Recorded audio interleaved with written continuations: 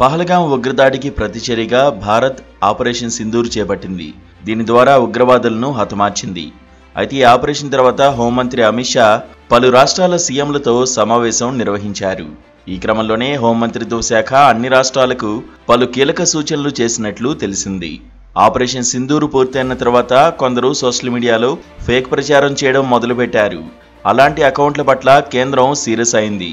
ముఖ్యంగా పాక్ తప్పుడు ప్రచారాలను వ్యాప్తి చేస్తున్న క్రమంలో వీటిని ఎప్పటికప్పుడు తిప్పికొడుతూ ఉంది. ఇలాంటి ఫేక్ వార్తల పట్ల అప్రమత్తంగా ఉండాలని కేంద్రం అన్ని రాష్ట్రాలకు సూచించింది. ఆపరేషన్ సింధూర్ గురించి కానీ భారత్కు వ్యతిరేకంగా ప్రచారం చేస్తే కఠిన చర్యలు తీసుకోవాలని చెప్పింది.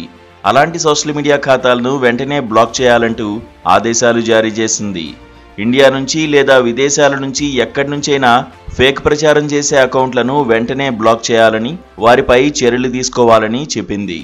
ఇక సరిహద్దు ప్రాంతాల్లోని ప్రభుత్వాలకు, భద్రతా బలగాలకు మధ్య కమ్యూనికేషన్ సంబంధాలు పెంచాలని పిలుపునిచ్చింది.